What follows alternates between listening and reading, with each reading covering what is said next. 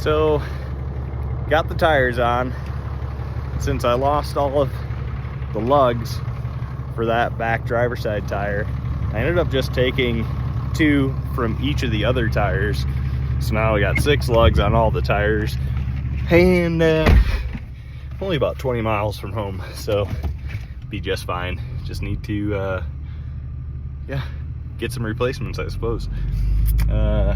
Moral of the story, check your wheel specs, check your lug nuts after you change onto a spare.